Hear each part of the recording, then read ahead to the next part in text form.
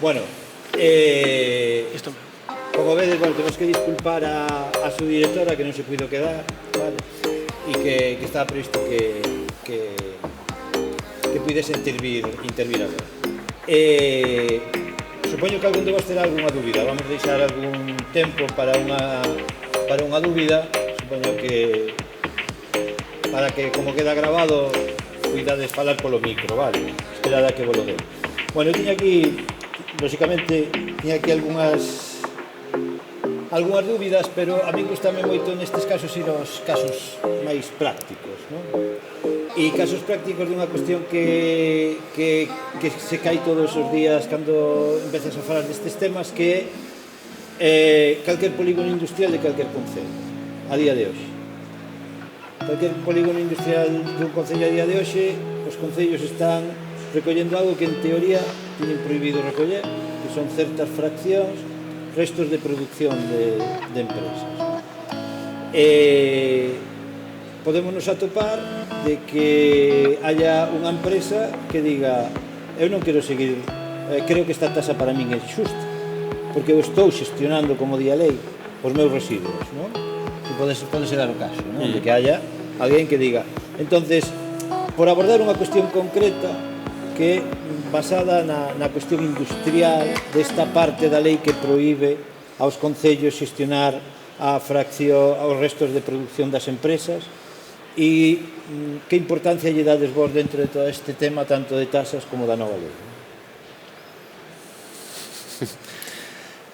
Bueno, en primeiro lugar, isto remite un pouco ao que comentaba, non? Podo falar un pouco do que prevé a lei, despois a perspectiva práctica, seguro que tedes unha visión máis asustada, non? Os que estades aquí na mesa e tamén os que estades aí no público, pero habría que empezar por ver cale. A lei define varios conceptos, non? O concepto de residuo de competencia local, que abarca dous ámbitos, os residuos domésticos e que pode abarcar os residuos comerciais non perigosos, non? Claro, partindo desta premisa, os residuos, isto serían, por tanto, os residuos de competencia local que poden ser xestionados polas entidades locais, non? Se vamos aos residuos que son de orixe industrial, habría que facer un matiz, non? Porque dentro dos residuos de orixe industrial, vale, habería dous tipos. Un serían residuos domésticos, porque son os residuos asimilables aos do fogar que non se derivan da súa actividade propia, por exemplo, non sei, en unha instalación de producción de zumos, pois os traballadores paran a hora da comida e toman un bocadillo, non? Pois os restos orgánicos derivados desa actividade que non se derivan da súa actividade industrial, non se derivan da súa actividade productiva, son residuos domésticos. Por tanto, hai residuos de orixe industrial que teñen calificación de residuo doméstico, sempre que non se derivan da súa actividade propia, productiva, e que por cantidade podan ser asimilables, os residuos domésticos. E despois, dentro desos residuos de orixe industrial, que son dos que ti falas, entendo, pois son esos que teñen a calificación xurídica de residuo industrial, que son aqueles que se derivan da actividade propia industrial. Estos quedan fora absolutamente do que serían os residuos de competencia local e, por tanto, da obriga de xestión por parte das entidades locais, seguindo o exemplo que poñamos antes, pois os restos de fruta derivados da actividade productiva de producción dese zumo son residuos orgánicos asimilables aos do fogar, pero se derivan da actividade productiva propia. Por tanto, non son residuos domésticos, sino que son residuos industriais que quedarían fora do ámbito de competencia local. Este sería un pouco o marco, e isto remita a implicacións que abarcan o tema das tasas, pero sobre todo tamén abarcan un tema da propia definición, da preparación dos contratos, de recollida municipal, no sentido que decía antes, que hai que facer unha reflexión sobre o que estamos facendo cando estamos nunha fase de preparación contractual, avaliar económicamente as implicacións de estar recollendo residuos que son responsabilidade do produtor industrial dese residuo e, lóxicamente, de acordo con esa avaliación previa económico e do que estamos a abarcar de modo inercial moitas veces, pois reaxustar e facer unha boa preparación contractual asustada ao que son os residuos propios de competencia local sin asumir responsabilidades que corresponden a produtores privados. E por facer un apunte, é claro, a contribución económica que estábamos solicitando a este tipo de instalacións, de industrias, que en moitos casos é moi importante e que en moitos casos nos está tratando de compensar ese potencial desequilibrio económico, se esfuma, deixa de existir. co cal tamén deberemos traballar en como compensamos ese novo déficit que temos de non poder cobrarlle unha taxa específica a determinadas produtores como estos, co cal é un problema adicional. Despois, hai outra cuestión que falábamos hoxe aquí con algunha xente, que é o tema das memorias anuais, non? É dicir, os concellos teñen obligación de emitir unhas memorias anuais por as cales hai que ter datos. Hai cosas que temos fáciles, porque son os datos de Coembes, os datos de Sogama, os datos de tal. Cando miramos a outras comunidades autónomas que nos din que teñen unhas ratios, non? E que chegan a un grado de conversión, a un grado de consecución, hai cuestións como son a fracción orgánica vegetal, vale? Que é algo que falábamos de medios, falábamos de porcentaxes, é algo que non se está computando absolutamente en ningún sitio, non? E, sin embargo, estes concellos de outras comunidades, cando nos pasan de ratios, canto de importante vai a ser e canto de riguroso vai a ser os datos que os concellos teñen que emitir, neste caso supoño que a Xunta, non? Con estas memorias anuais de residuos, non? Donde temos que indicar que porcentaxes de residuos declaramos producir, non?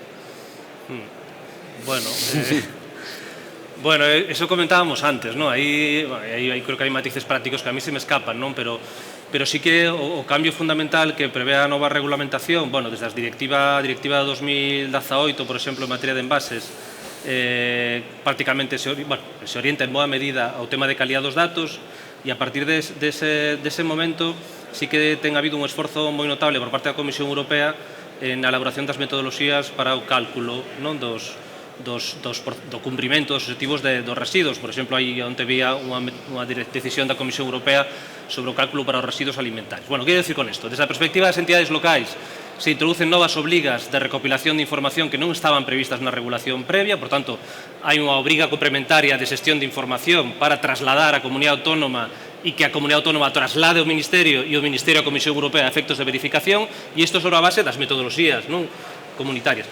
Hai un componente que é o tema dos contratos, non? E isto ten que reflejarse tamén nos contratos. Os contratistas dos contratos, a través de contratos ben definidos, teñen tamén que facilitar datos, tanto os contratos de recollida como os contratos de tratamento, pero non teñen que ser datos intuitivos, teñen que ser datos, isto hai que definilo ben nos pregos técnicos dos contratos de recollida e de tratamento, que se adecúen ás metodoloxías comunitarias para que o contrato sea o suministro de información fiable.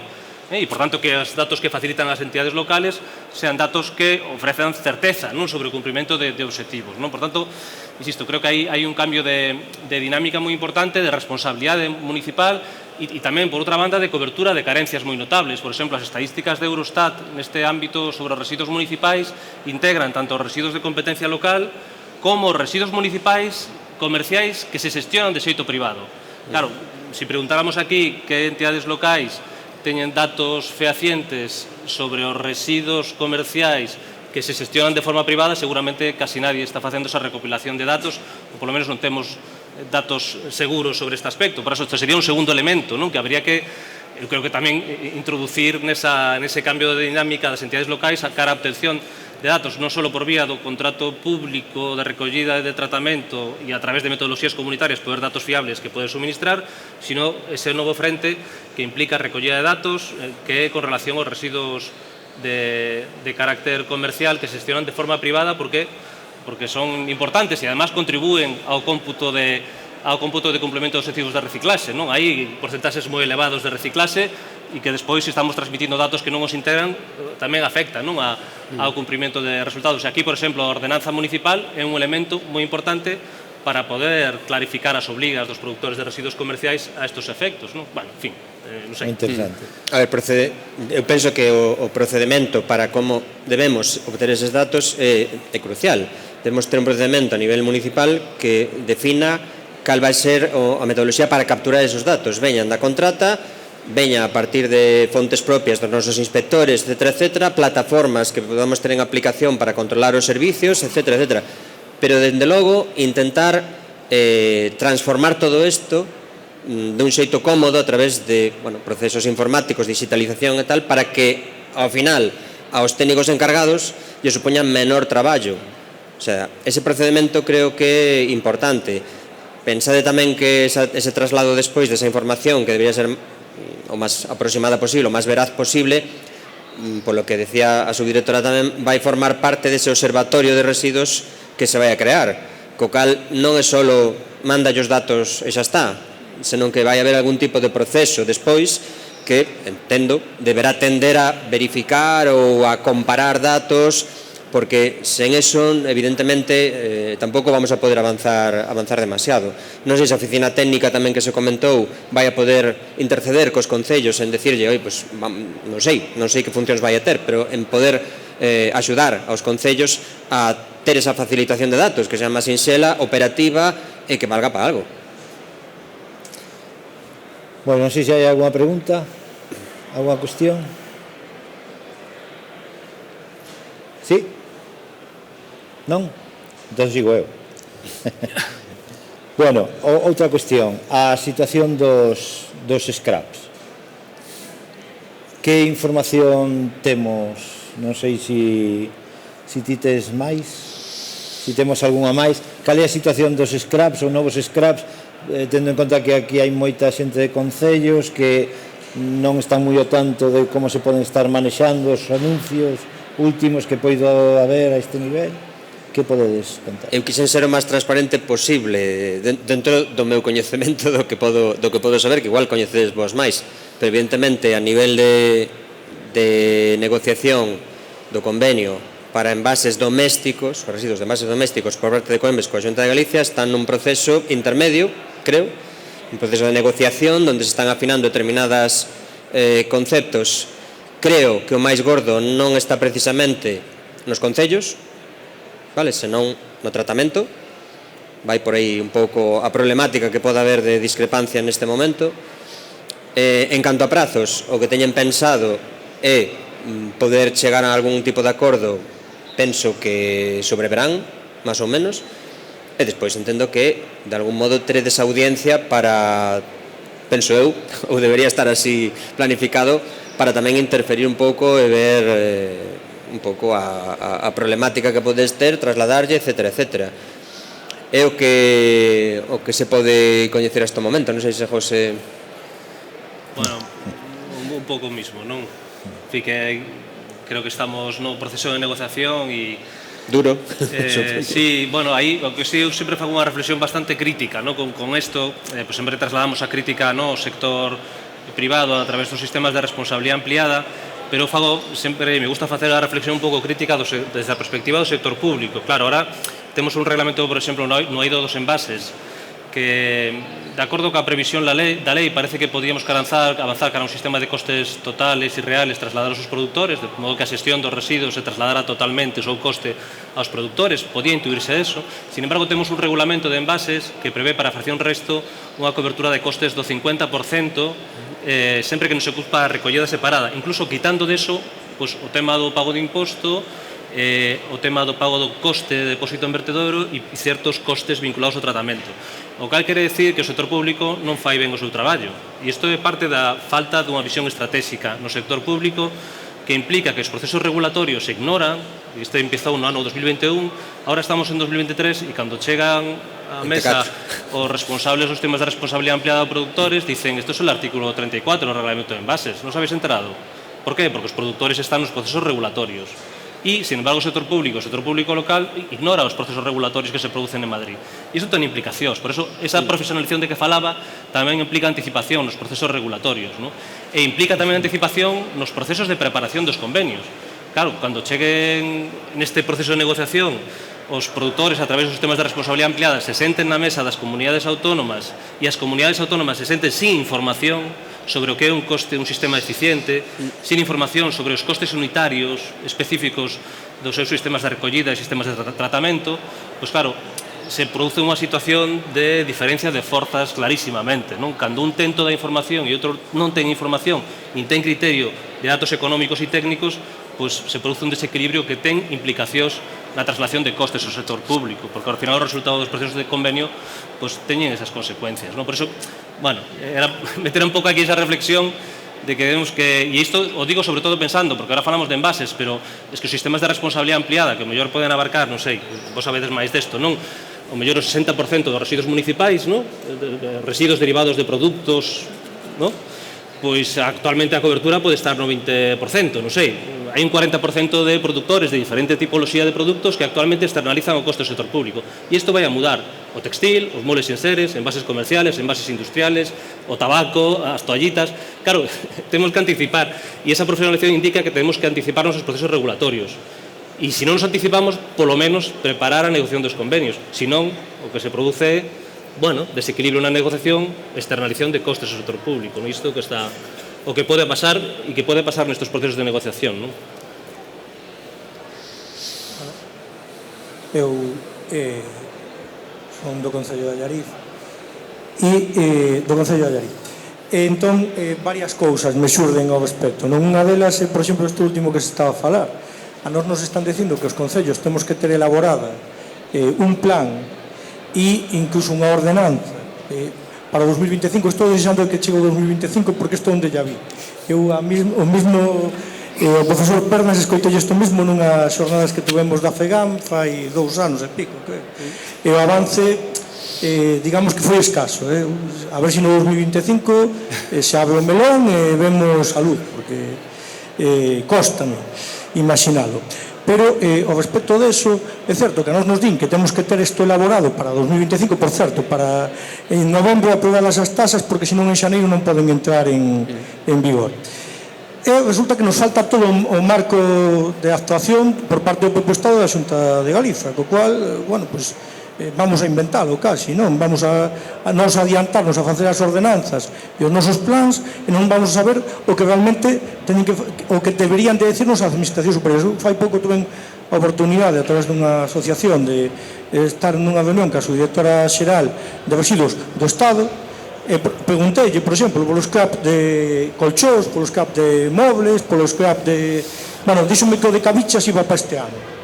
Os outros sei que van a ir para anos vindeiros porque ahora non dá tempo. Dicen, pois ao mellor os colchós era interesante polo coste que ten para os concellos, etc.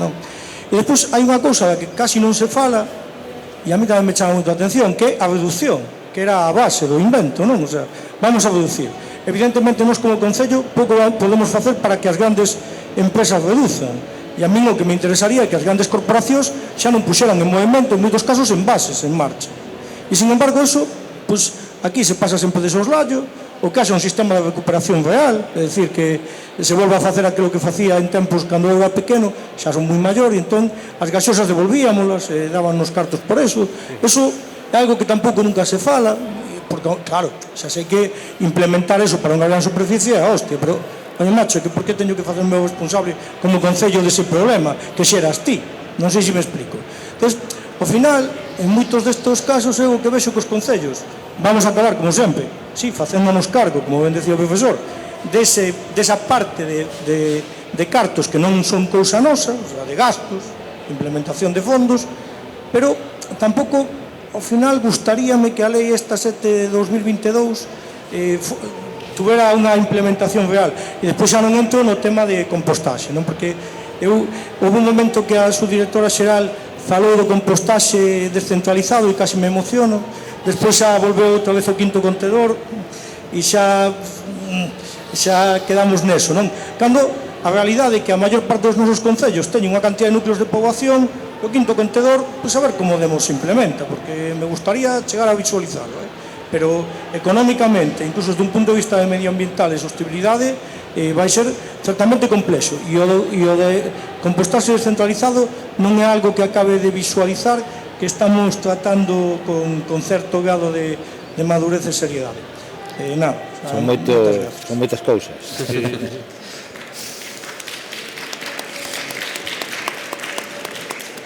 Bueno, é que agora temos pouco tempo, Bueno, sobre estas cuestións, quero dicir que efectivamente hai incertidumbre, non?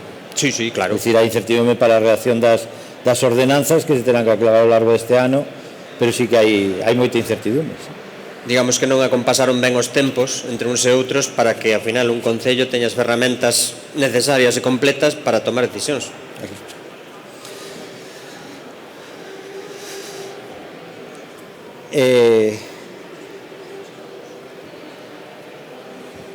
Hola, trataré tratarei de ser breve entón. Son Javier Bóveda, Diputación Provincial de Ourense. Entre as cuestións que se comentaron aquí, Benito facía fincapé en que en cuanto aos scraps van a exixir que o sistema de recollida sea eficiente, que non van a financiar ineficiencias. A min isto volveme a preocupar tamén un pouco a raíz do que comentaba o profesor Pernas a hora das negociacións dos convenios coas comunidades autónomas, porque sendo a miña responsabilidade técnica, exclusivamente técnica, e polo tanto peleándonos todos os días cos alcaldes de a necesidade de racionalizar a cantidade de contenedores e a ubicación dos mesmos, hai unha cuestión nun territorio como é o galego e especialmente o da provincia de Ourense, en que está ben falar de eficiencia, pero hai que garantir a eficacia. Entón, pensar en que non podemos poñer contenedores que solamente atendan a menos de 80 habitantes, como aproximadamente ven a transformación en cuanto a ratios de litros nos contenedores, eso deixaría, por exemplo, na provincia de Ourense sin o servicio de recollida de determinadas fraccións, pois prácticamente o 60 ou o 70% de toda a población rural. Hai algúns scraps que nos seus convenios coas comunidades autónomas plantexan un sistema de financiamento da recollida municipal e alternativamente a posibilidade de que sea o propio scrap que faga a recollida. Por que isto non se obliga a todos os scraps a que unha das alternativas sexan que ali onde eles consideren que non sea eficiente sean eles que les fagan a recollida? Porque o que non pode ser é que a min me obliguen a facer a recollida das fraccións que eles teñen que gestionar e impoñerme ademais cual é o retorno económico que me poden... Non sei se me expliquei. Sí, de feito é unha cuestión interesantísima, Javier. A verdade é que en outro tipo de materiais se funciona e se delega e non pasa nada. O tema dos envases, particularmente nunca mo plantexei, non sei se podería ser atractivo ou interesante para o RAP de referencia, pero é unha cuestión que se nos escapa polo momento, non temos nin idea, vamos. Bueno, as negociacións dos convenios están para iso. Sí. E para adaptarse debería. E para adaptarse a realidade de cada territorio, ¿no? Debería. Sí, aí sí. Xa. Se me permites facer un apunte, os principios sistemas de responsabilidade ampliada, non só de envases, sino o resto que se vayan conformando cara ao futuro, teñen a obriga de facer unha cobertura total, ¿no? do territorio estatal e sin seguir criterios de rentabilidade. Eso non quere decir que teña que asumir ineficiencias, ¿no? Pero, en principio, a lei establece a obriga de cobertura total do territorio, de prestación do servicio total no territorio, sin que podan excepcionar esa obriga sobre criterios de rentabilidade. Insisto, eso non quere decir que teña que asumir ineficiencias, ¿no? E en relación ao último que comentabas, tal como está a regulamentación actualmente, non existe a posibilidade de obligar ou a posibilidade que establecías e como decía Manuel, se deixa no ámbito da propia negociación, non? A financiación ten que ser asumida, non? Da xestión do residuo, pero o referido á organización, como fai Ecovidrio, creo que algunhas entidades locais, non? Que directamente xestiona, non? A propia recollida destos envases, no caso, quedaría un pouco condicionado a que se pudiera negociar a propia organización, non só a financiación do servicio no marco dos convenios, pero non sei se Ecoembes fai isto, non sei se hai algún exemplo específico a este respecto. Pero o tema que apuntabas do coste eficiente é moi importante porque é o único instrumento económico que prevé para o responsable o coste eficiente. Para as tasas o cidadá ten que asumir o coste real total, para o imposto as entidades públicas teñen que asumir o coste total e real do imposto e, sin embargo, os produtores non asumen o coste real, asumen o coste eficiente, non? Por iso, aquí tamén podemos ver como nos procesos regulatorios, cando non pesa o sector público, pesa o sector privado e ten consecuencias. Hai xente con forza como o Concello de Madrid, ¿no? Acaba de convertir o colector de envases en colector de plástico. Bueno, todo depende das ganas e da capacidade de negociación. Moi brevemente, No, que casi nos pesamos sempre. De feito, eu estive noutra en Vila García, e unha persoa ali no que vai ser poñente despois é moi directo. Entonces, axusta moi ben a problemática dos concellos, sobre todo dos dispersos. Felicitar os dos poñentes que estiveron impecables. Vaya por diante. Pero a problemática real é moi grande. E para traballar con bases de datos reais, os concellos pequenos e dispersos é moi difícil. O sea, necesitas en mensuración. E, bueno, isto non deixa de ser un procedimento de mellora continua que xa está inventado. O tema é o alcance e onde se pode chegar.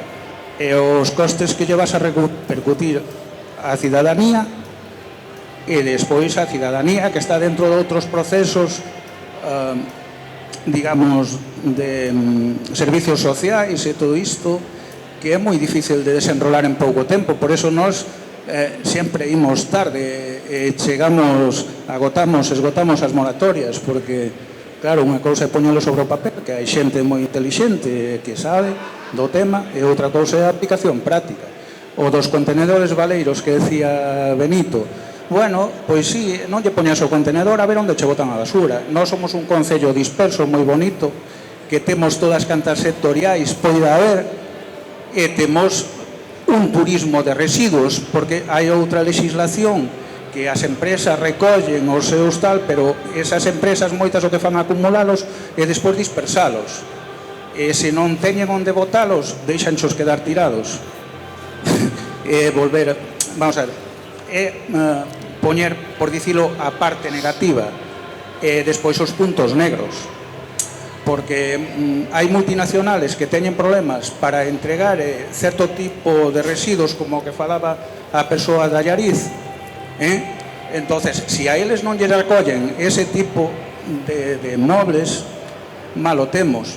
Despois hai outros puntos grises en naves pegadas aos portos, que bueno, que sí, recóllese, pero os xestores de residuos, bueno, vale. Bueno, eu só quería facer ese matiz nada máis, porque o que dixeron está todo perfecto, pero hai a outra parte que é a parte práctica. Temos que rematar, vale. Só un apunte, a lei anterior, os mandatos se veñen do 2015. Todo isto que había que ter empezado a facer a nivel... Bueno, a orixe está no 2018, non? As directivas europeas tiñan boa parte das obrigas, non? De todas maneiras, non hai planificación sin ordenanzas, non hai ordenanzas que non teñan que levar aparelladas unhas taxas, e non hai taxas que non teñan que levar consigo unha vixianza e unha sanción. Entón, eu creo que eso, o difícil é tendelo vos, que son os concellos os que tendes que implementar, pero a ruta estivo sempre clara. Non temos máis tempo para agora, despois temos falar de algúns métodos para controlar, incentivar a poboación, que eu creo que están bastante interesantes. Por rematar agora, os que teñades tique para o xantar é saindo pola porta principal a cafetería de enfrente, vale? E o resto tendes cafetería e restaurante aquí ao lado. Deixámolo aquí, vale, moitas gracias a todos.